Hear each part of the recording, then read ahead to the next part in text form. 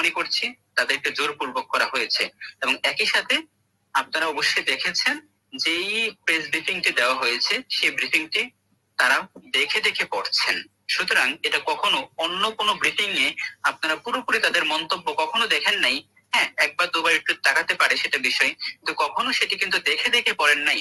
এবং তাদের মনোবল, তাদের যেই মাইন্ডসেটটা দেখে বুঝতে পারছেন তারা এখানে কমফোর্টেবল ফিল করছেন না। আন্দোলন আপনাদেরকে, আমাদের আন্দোলন সেই বিবৃতি অনুযায়ী চলবে, সেটা আমাদের তাৎক্ষণিক একটি বিবৃতি ছিল আমাদের প্রত্যেকটি সমন্বয়কে, এবং সেভাবেই আমাদের আন্দোলন চলবে। এবং আমাদের দেশবাসীর উদ্দেশ্যে আমরা সকলে একত্রিত হওয়ার পর দেশবাসীর উদ্দেশ্যে আমরা একটি পুনরায় একটি ব্রিফিং দেব, সেটি আজকের মধ্যেই, যেহেতু আজকে অনেক রাত্র হয়ে গেছে, আজকে না হলে আগামীকালকে আমাদের একটা ব্রিফিং দেওয়া হবে। জি, ধন্যবাদ। বৈষম্য বিরোধী ছাত্র আন্দোলনের প্রথম থেকেই সরকারের একটি চাপ ছিল, এবং সরকার সেখান থেকে আপনারা দেখে আসছেন যে প্রথম থেকেই ছাত্রদের আন্দোলন রুখে দিতে একটা চেষ্টা করেছিল, কিন্তু সরকার সেখানে পুরোপুরি ব্যর্থ হয়েছে। এবং সরকার ব্যর্থতার সেখানে পরিচয় দিয়ে সর্বশেষ আদালতের মাধ্যমে একটি রায় নিয়ে আসছে, এবং সেই রায়টি কোনোভাবেই সেটি আমাদের ছাত্রদের পক্ষে নয়। এবং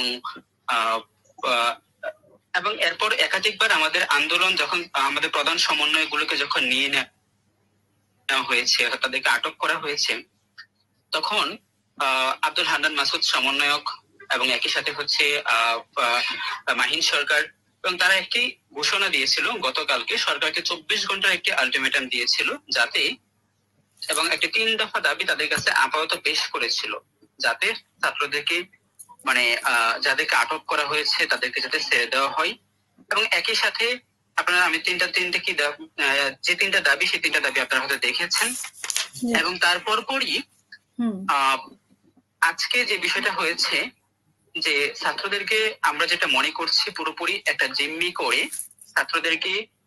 ছাত্রদের থেকে জিম্মি করে সেখান থেকে তাদের মুখ থেকে কথা বের করে নেওয়া হয়েছে। এটা কেন বলছি? তার কারণ আন্দোলনের প্রথম থেকেই আমাদের একটি টার্গেট ছিল, যে বিষয়টা হচ্ছে যে আমাদের সমন্বয়টা কয়েকটা ভাগে বিভক্ত ছিল। আমরা সেই বিষয়টির দিকে যাচ্ছি না।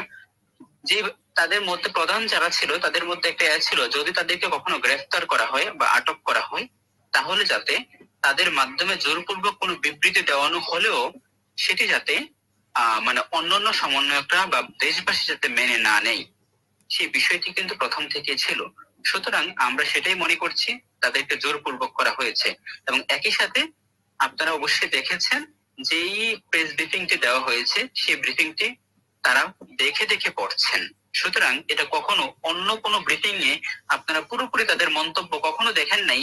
হ্যাঁ, একবার দুবার একটু তাকাতে পারে সেটা বিষয়, কিন্তু কখনো সেটি কিন্তু দেখে দেখে পড়েন নাই। এবং তাদের মনোবল, তাদের যেই মাইন্ডসেটটা দেখে বুঝতে পারছেন তারা এখানে কমফোর্টেবল ফিল করছেন না। এবং সেটাই কিন্তু ওই যখন ব্রিফিংটা দিচ্ছেন তারা, সেখানে কখনো এরকম কোনো বিষয় যে তারা হচ্ছে স্বতঃস্ফূর্ত ভাবে সেই ব্রিফিংটা দিচ্ছেন, এরকম কোনো বিষয় সেখানে ফুটে ওঠেনি। সুতরাং আমরা মনে করছি এটা কখনো বৈষম্য বিরোধী ছাত্র আন্দোলনের একটা জোরপূর্বক ব্রিফিং দেওয়া হয়েছে। সুতরাং এই ব্রিফিংটি কখনো ভাবেই এটা ছাত্রদের তথা ছাত্র সমাজের ব্রিফিং হতে পারে না, এমনটাই মনে করছি আমরা। জি, আপনাদের যে বিবৃতি নতুন করে আবার দেওয়া হয়েছে, যে আপনাদের সমন্বয়ক সহ-সমন্বয়ক, সেটা আমরা দেখেছি। তো সেভাবে আপনাদের আন্দোলন চলবে কিনা, এবং মারুফ মল্লিক, আপনি কোনো প্রশ্ন করবেন কিনা, বা ব্যারিস্টার সারোয়ার? আমাদের আন্দোলন সেই বিবৃতি অনুযায়ী চলবে, সেটা আমাদের তাৎক্ষণিক একটি বিবৃতি ছিল আমাদের প্রত্যেকটি সমন্বয়কে, এবং সেভাবেই আমাদের আন্দোলন চলবে। এবং আমাদের দেশবাসীর উদ্দেশ্যে আমরা সকলে একত্রিত হওয়ার পর দেশবাসীর উদ্দেশ্যে আমরা একটি পুনরায় একটি ব্রিফিং দেব, সেটি আজকের মধ্যেই, যেহেতু আজকে অনেক রাত্র হয়ে গেছে, আজকে না হলে আগামীকালকে আমাদের একটা ব্রিফিং দেওয়া হবে। যে মারুফ মল্লিক, আপনার কিছু জিজ্ঞেস করার আছে কিনা? না, আমার তো আর কিছু জিজ্ঞেস করার নেই। উনি তো বলেই দিলেন যে বিবৃতি যারা জোরপূর্বক আদায় করেছে এবং সেটা তারা মানছেন না, এবং তারা জাতির উদ্দেশ্যে 9 জন মিলে বা সব সমন্বয়করা মিলে একটা ঘোষণা দিবেন। এবং ওনারা তো বলছেন যে আন্দোলন অব্যাহত থাকবে। ওনারা তো আন্দোলন প্রত্যাহার করেন, ঘোষণা দেন নাই, এবং আন্দোলন চলমান, তাই তো নাকি? আন্দোলন চলমান তো। ওনাদের যে বিবৃতিটা আন্দোলন চলমান থাকবে আমাদের। আপনারা কি মনে করছেন আপনাদের এই মুহূর্তে সেই উপলব্ধি কি যে সারা দেশের মানুষ আপনাদের সঙ্গেই আছে? মানে জি, আমরা এটাই মনে করছি সারা দেশের মানুষ আমাদের সাথে আছে এবং থাকবে। তবে এই একটি আন্দোলন দিয়ে আমরা কোনো গণমাধ্যমকে মানে এটা আমরা তুচ্ছ তাচ্ছিল্য করতে চাচ্ছি না। কারণ প্রথমত আমরা কোনো আমরা যে গণমাধ্যমে সেই ব্রিফিংটি দেখেছি, আপনারা সময় টিভিতে সেটি আসছে, আমরা অ্যাকচুয়ালি কোনোভাবে বিশ্বাস করতে পারছিলাম না। তো তারপরে আমরা তারপরে আমরা অপেক্ষা করছিলাম যে অন্য কোনো মিডিয়া বা অন্য কোনো মেইনস্ট্রিম মিডিয়া আসে কিনা, কিন্তু তার অনেকক্ষণ পর সেই বাকি মিডিয়াগুলোতে আসছে। তো সুতরাং আমরা সেখানেও একটা ডিফারেন্ট বিষয় দেখতে পাচ্ছি অ্যাকচুয়ালি। এছাড়াও আমরা আমাদের সমন্বয়ক সকলের সাথে কথা হয়েছে, আমরা আসলে মানে যারা বাহিরে আছেন তাদের সাথে কথা হয়েছে এবং তারা তাদের বিবৃতিগুলো দিয়েছেন। অনেক ধন্যবাদ আপনাকে আমাদের সাথে যুক্ত হওয়ার জন্য এবং কথা বলার জন্য। পরবর্তীতে আমরা হয়তো আবারও আপনার সাথে যোগাযোগ করব যদি কোনো সুযোগ থাকে আর কি।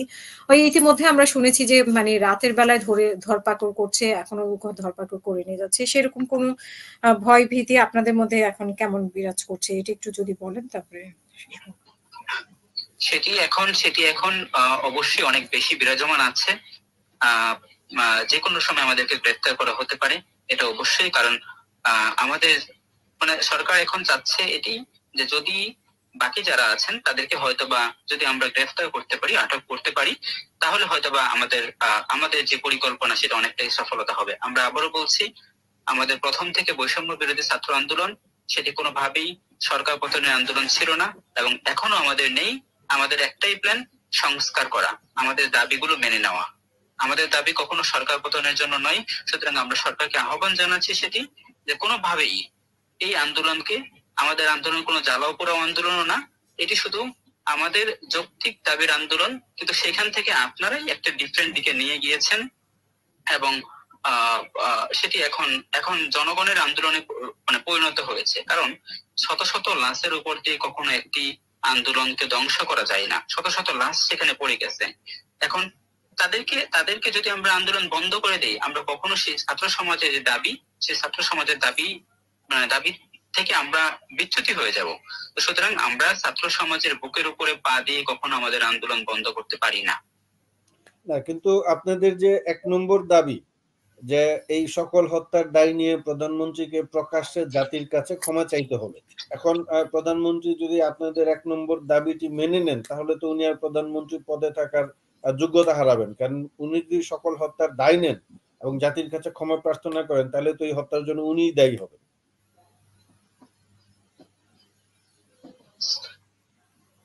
অ্যাকচুয়ালি সেই বিষয়টি আমাদের প্রথম থেকেই ছিল। আমরা এখন আসলে যেহেতু আমরা একটা পরিস্থিতির মধ্যে আছি, আমরা এখন ওইদিকে যেতে চাচ্ছি না অ্যাকচুয়ালি। মানে ওই কথার একটা ফ্যাক্টর দিকে আমরা যেতে চাচ্ছি না। আমাদের একটাই এখন দাবি, আমাদের আন্দোলনটা চলমান রাখা, রাষ্ট্র সংস্কারের দিকে। বুঝতে পেরেছি। ধন্যবাদ।